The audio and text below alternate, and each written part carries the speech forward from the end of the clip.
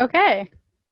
So hi everyone. I'm Becky McCoy. I am an Ottawa Valley native. Grew up on Fallowfield Road or Mansfield Road, depends how you want to look at it.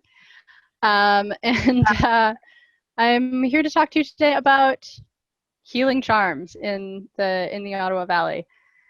And I'm going to start a little bit with talking about what it is we mean when we talk about healing charms. So Enya, if you want to just go right to the next slide for me, that would be great. When we're talking about healing charms, we're not referring to physical objects. These are not amulets or something like that. They're words like prayers or incantations or spells, and I use all of those definitions with hesitation because depending on where you are, the history you're dealing with, the belief system in place, you can really offend somebody by referring to a charm as a spell or something like that. So take all of those definitions and translations with a grain of salt. To charm, or the act of charming, is to speak the words, and charmers are the people who know the words. Now, when I was sort of building this, my housemate asked me, are these made up words? Is this abracadabra kind of thing? No, they're normal words, something like, as this is, may this be so, something like that. I do have some examples of charms we'll be looking at a little bit later on, so it's not going to feel so nebulous in a minute. Just hang in there with me. The practice of charming is extremely widespread across the globe. There are records of charms and charming pretty much everywhere you go: continental Europe, Middle Eastern, Scandinavian, you name it. And the interesting thing is, or an interesting thing is, that no matter where you go across countries or continents, not only is there the practice of charming, but the charms are often incredibly similar in content once you do some translating, of course, because you have all of these different countries and languages. The scholar Monica Kropje says that verbal charms in structure and concept often differ very little from nation to nation, and she believes that is due to common origins, common archetypes, that kind of thing. So that gives you an idea of exactly how old some of these charms might be. You can find charms in India with the same phrasing as a charm you might find in Scotland. Go ahead to the next slide, please, Enya. Before we get too far into it, it's less of a disclaimer and more of a note. We have something very special here in the Ottawa Valley in that charming is still an active practice. There are still charmers working here. And because of that, I want to tread very lightly. Traditions like charming, wherever across the world charming has met modern life has won, usually very quickly. Charming disappears with great rapidity where it encounters modernity. And that has not happened here for some reason. And there are other places in the world that still have charming. We're not unique in this. As of 2009, Natalia and Vladimir Glukov report that the Maori people in Russia still also are using active charms. So it is still in existence, but it's very rare to find. And traditions like this, too much attention will often kill them, both because the practitioners don't want to be mocked, they're afraid of the modern point of view making fun of them, which is completely understandable, and also oftentimes traditions like this require a certain amount of secrecy, so too much, or privacy, if you'd rather, too much attention can kill them. The difficult or awkward thing is also that too little attention can kill these traditions as well. There's nobody looking to take them on anymore. People don't believe in them anymore, and they begin to disappear into the ether, and we lose what is an incredibly valuable and important part of a culture or tradition. It's a great tragedy, but it does make it awkward. So how do you preserve and study something that in order to be preserved must be secret or self-contained? So the charms that I'm going to show you in this lecture are not from here. They are that have been recorded and studied and passed around in academic circles for decades, if not, hundreds of years, because I don't want to risk putting on display an active charm and possibly killing its power or killing a tradition that we have here that really deserves space to breathe and grow. So that's my note before we go too much farther. Go ahead, Anya, next slide, please. Thanks very much. We can define or divide charming into a few categories, and the most common categories we find are healing, harming, and protection. These are broad categories, and you could possibly add divination and prophecy in there. There are charms for finding things or unlocking things that don't quite slot into the categories of healing, harming, and protection, but mostly what we see fall into these categories, and some cross over. For example, charms like banishment and expulsion might be to banish somebody from an area, from the land. You can also banish nightmares, but you can also use a charm to protect against nightmares. And so there's some crossover in there, as you can see. Harming charms are fall into the realm of curses a lot of the times, and sometimes you get charms that curse you with a thing that a healing charm will cure, like warts and toothaches and that kind of thing. Usually, though, they're a little more serious. They may cause lasting damage or even death. Protection charms, there are records of charms that will protect you against poison. There's one very famous one of St. Patrick using a charm against poison, where he sat down at a feast and a druid put poison in his cup. And St. Patrick charmed the cup, and his drink turned to ice. So when he turned the cup over, just the poison fell out. And then he put the cup back and charmed it again, and his drink liquefied, and he drank it and was safe. So there are charms like that. And healing charms is really what we're looking at right now. Healing charms is not only my area of interest, but it is primarily what we find in this area. I haven't found anyone who will own up to having a harming charm in the area, but also I haven't found anybody who has stories of harming charms in this area. And lots of people will come to me who don't know charms themselves, but they do remember being a child and having somebody charm them, or they knew a charmer way back when, or they heard of a charmer and that kind of thing. It's always healing charms I've found in this area. It's never been harming charms. It's never been protection charms. As I said earlier, most of the time when we're talking about these charms, we're not talking about physical objects. They're not amulets. But sometimes the charms involve physical objects as well. Here, when I see blood charm here under healing, what I mean is to stop blood. If somebody is bleeding profusely, you can stop that. And luckily, there doesn't seem to be a requirement for a physical object in that case. But sometimes things like warts or toothaches or that kind of thing require use of an object or a herb or something like that. And we'll talk a little bit about that more as we go. To give you an idea of how many charms there are possible, there is a Lithuanian scholar who according to their account, and of course, how do you define things and so on, they figured on about 345 types of healing charms in Lithuania. So they're only looking at healing charms there and just in Lithuania. So depending on where you are, how long the tradition has gone on, so on, you can be looking at an enormous body of work in the concept of charms. Go ahead, Anya, with the next slide. So our big question is, where did they come from? Now, for us as Canadians, the surface of this question is very easy. They came with us. If you live in Canada, you might be an Indigenous person. You may have ancestors who came here under slavery, or you were here because your ancestors were settlers.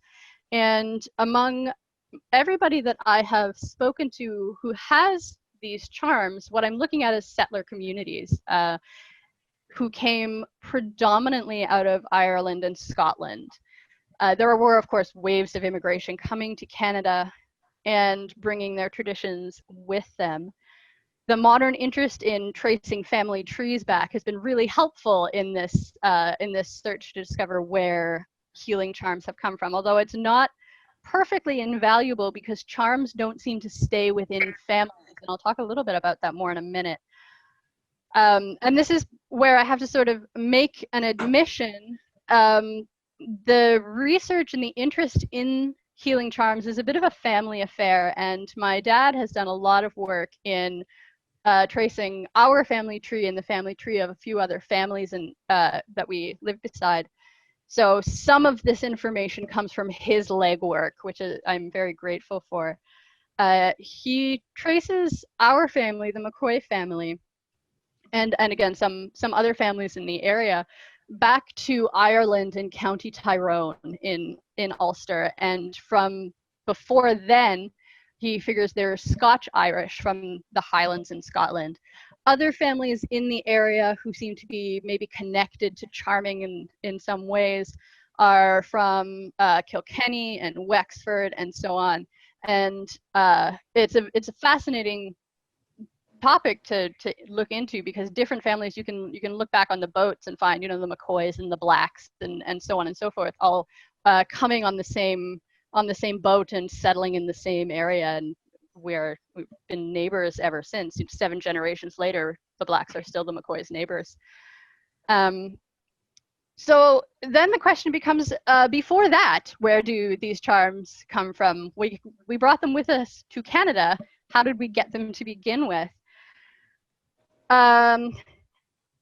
For many people, over long stretches of time, charming has been tied to their Christianity. And there are some charms that come directly from the Bible. There are verses in the Bible just pulled out wholesale, and these are used as charms. That's not true for all of them. Some of them are a little more difficult to pinpoint. So you can go ahead to the next slide, please, Enya. Here is a charm from the Carmina Gadelica, and this was written by, so the Carmina Gadelica was written by Alexander Carmichael, who went around the Highlands in Scotland. This book he printed was printed first in 1990, I believe, but this is the book. If you can see, there's a few pages, and most of this, some of this is context, some of this is geographical background and so on, but a great deal of it is, again, it's called hymns and incantations. It can be kind of put up to spells or prayers and that kind of thing, and there's all this crossover in there with the definitions. But here's an example of something that he found, a charm he found in the Highlands, and you'll notice it has a great deal of Christian imagery. There are some charms that were absolutely, definitely written after the coming of Christianity to areas like Scotland and Highland. And these charms, we can often say pretty definitively, these are Christian charms. That's not true for all charms. If you go ahead to the next slide, Enya, this charm has a character called Bride, where we might normally expect to find Christ. And she is very clearly a she. We have female pronouns for her. Bride went out in the early morning. She put bone to bone. She put flesh to flesh, and so on. So I'm going to read you part of the preface from the Carmina Gadelica. So these are a synthesis of Christian and pre-Christian belief systems. Besides invoking Jesus, Mary, and the saints, a number of these call on other powers. One of these is Bride, who is sometimes explained as Jesus's midwife, but who is probably Brigid, an ancient Celtic goddess. Also mentioned are the triune deity, which is equated with the Christian Trinity, but which also may be an echo of a set of 3 pagan deities. So some of these charms appear to be older than the coming of Christianity, and they were often Christianized in a way, in the similar way to Beowulf, is if anybody is familiar with that story. They were adopted into Christianity along with those charms that are considered to be Christian. Something like this, though, doesn't seem to have been Christianized. This is a bit of an odd one because it is still invoking the name of Bride or Bridget. And it may be that changing Bridget to Bride was the attempt at Christianizing it, perhaps looking for some imagery to bring in there. But it seems a great deal of the time that what was once pagan became reformed for use of the Christian in the Christian faith. Now, I once had a woman that when I was explaining this, she became quite agitated with me, a very devout Christian woman, and she warned me away from all of this. Don't meddle in these pagan things, and got quite upset with me about it. And I don't want to spend too much time getting mired down in the defense of charms as use and its use in Christian work. But I do think it's really interesting and exciting to look at some of the academic literature on the subject. So Enya, if you could go ahead and hit the next slide there. On the left-hand side of the screen, by small word, he's referring to charms in the 14th, 15th, 16th century, specifically in England. And he makes the interesting point that these were not sort of personal performance and secretive, but once he was finding, and in the context he was looking, they were quite widely shared, they were openly disseminated, and importantly, they were completely respectable, both socially, medically, and doctrinally. Doctrinally, of course, meaning within the Christian doctrine, they were completely accepted. And that is not always the case. Over on the right-hand side, you see from a Russian academic who puts it more on a spectrum, where charms reside at the intersection of a Christian church and folkloric knowledge, and they may go from canonical and non-canonical charms that are, even the non-canonical ones being the ones not from the Bible, are accepted in the Christian faith. Well, you go all the way along the spectrum until you get into sort of black charms, and you're really leaning over more into curses and that kind of thing there. Go ahead, Enya, with the next one. Thanks very much. Jolly is dealing with, so the one on the quote on the left-hand side, Karen Louise Jolly, is looking at late Saxon England charms. And she makes a couple of really important points. One is that a lot of the charms that we have, some were put together like from Carmichael into these books. A lot of them were found in leech books and healing books and that sort of thing, right along with the use of herbs. And nowadays we look at the use of herbs. If I have an upset stomach and I take ginger, that's not magic. But these charms were right in there with these books, right beside the use of herbs and that sort of thing. And it was all often just part of the tradition and part of the way of life. You had herbs, you had charms, and these things all kind of came together. And often when we look at it with a modern eye, we divide these things differently than they would have been divided at the time. Now, Dr. Henderson on the right-hand side here is looking at Scottish witch hunts in the 1600s, and many of the witches in Scotland at the time were accused of charming. So this is not always a practice that is accepted by the church in every area. Witch hunting gets into all sorts of interesting and awful social configurations, including, what do you do with social misfits and so on. However, Dr. Henderson does note, and it's a fascinating paper that she refers to this in, that the zeal for persecuting charmers really came from the local people, the parish ministers, and so on. And when the parish ministers would try to get higher authorities of the church involved in the prosecution, they had a really uphill battle. So whether the central authorities felt not necessarily that charming was maybe harmless, but not a large enough problem for them to get involved in is sort of unclear, but they were often very reluctant to persecute charmers. Again, with the next slide, please, Anya. So we're back to Jolly on both of these quotes here. And on the left-hand side, we have again the point that the modern eye looks at this and thinks it's not Christian. These charms, like the woman who got very agitated with me, saw it as something very dangerous, something to be avoided. But in their context, many times it was just part of the local religion. It was just part of the system of belief that was in place. Jolly also notes that if we think of miracles, which again, our modern sensibilities knows, miracles is not magic. Whether or not we believe in miracles, we don't slot that into the same category as being magic.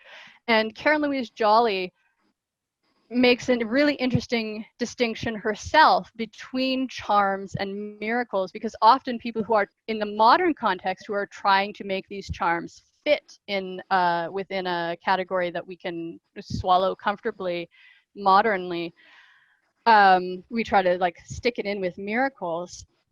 Jolly says that the charms work differently than miracles, in that miracles call on God to do something directly to interfere in the lives of the people, whereas charms are people using what is God-given around them, what is infused in nature or in language or so on. And it's a way of tapping into God-given power without bothering God, I guess, if that makes any sense at all. Go ahead with the next slide, please, Anya.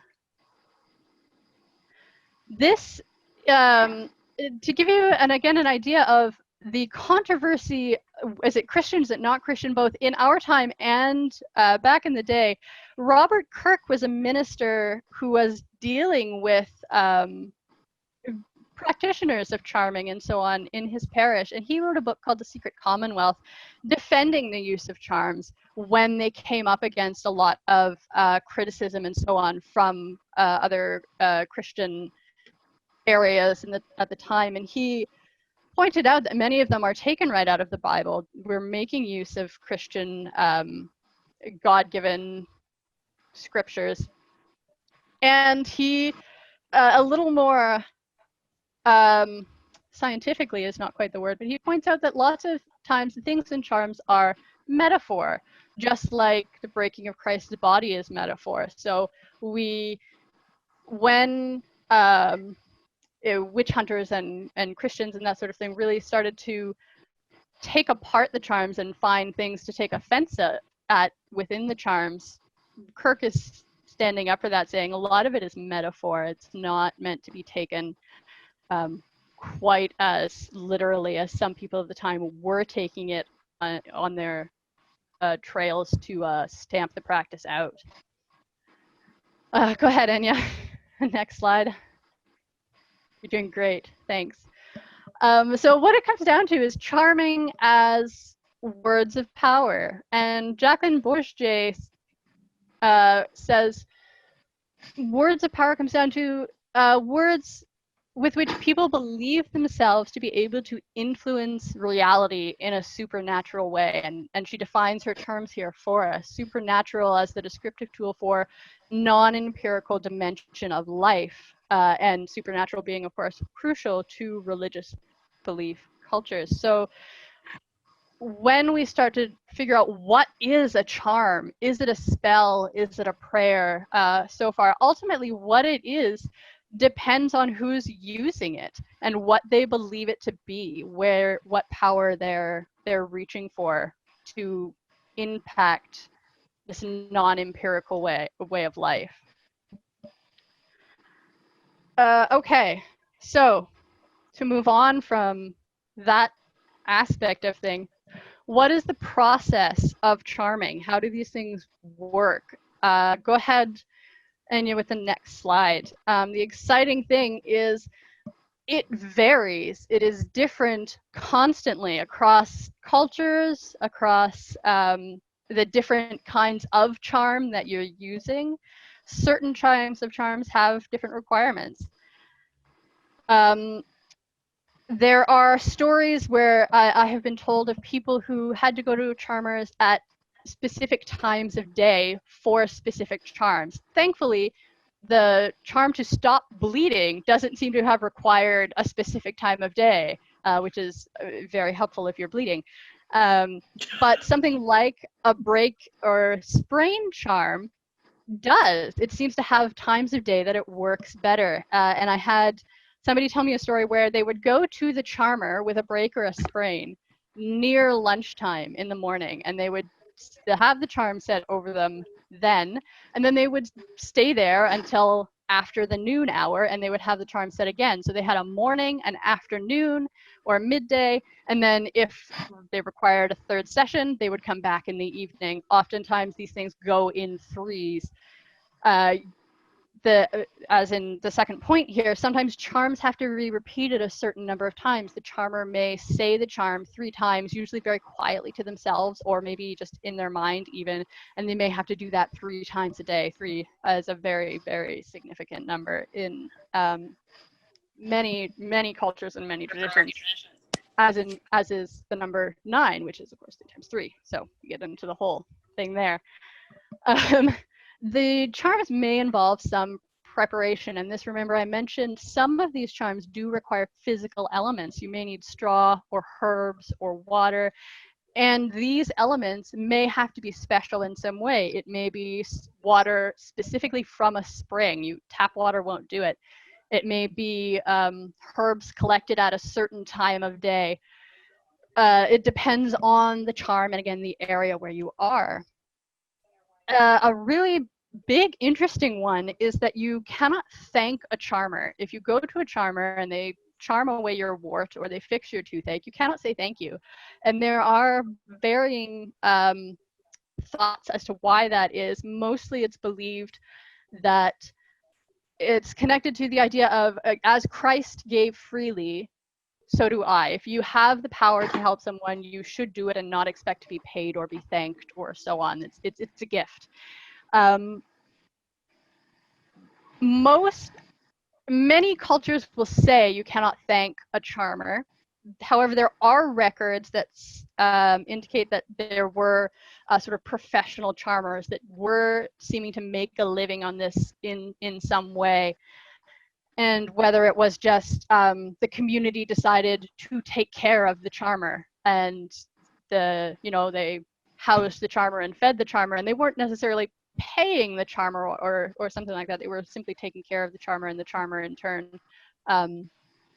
charmed the community at large. It depends sort of where it was and what was going on. So it's, again, inconsistent. Go ahead to the next slide.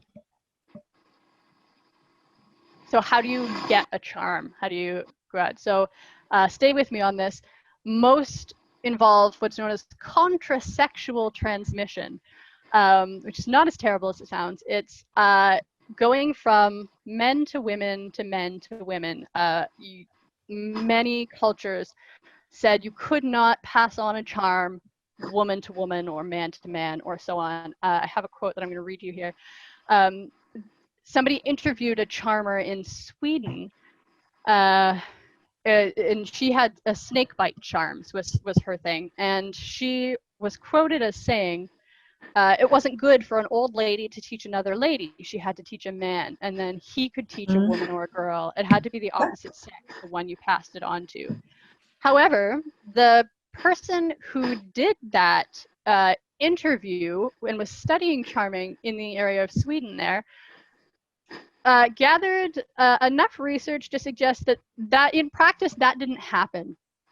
And it was far more likely for women to transfer charms to the next generation, regardless of gender.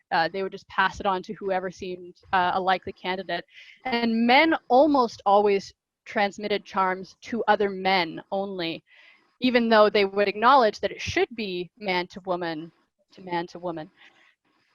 She also found all sorts of interesting information, like charms were mostly used by women in actual situations, and men were more likely to pass on charms in writing, while women would transmit them on orally. And again, that's in Sweden. I certainly don't have enough research in the Ottawa Valley to suggest if a similar pattern emerges here. Other things that have come up here, so contrasexual transmission, I have absolutely heard here in the Ottawa Valley is the way it must be done. Whether or not it always was done that way is hard to say. Another one is familial distance, which you don't want to pass a charm on father to daughter to son and so on. You want to, if not skip a generation, maybe go out to a cousin or somebody completely unrelated to you. And this is why I said earlier that family trees are helpful in many ways, but not always as helpful as we could maybe hope, because these charms were not perfectly linear. They often went out a little ways because for whatever reason, close family connection was believed to diminish the power of the charm. Also, it could be written down. If you thought you were going to forget it, you could certainly write it down, but you had to keep it safe. You didn't want other people reading it. And similarly, as you couldn't thank a charmer, you can't thank the person who's giving you the charm. They are passing on a power that is to be used freely to whoever needs it, and you don't thank someone, you don't repay someone even so far as to give thanks for it. It's a gift.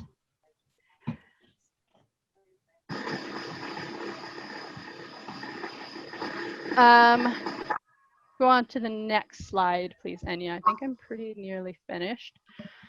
So Ottawa Valley charming, what can we say about it? It's still alive.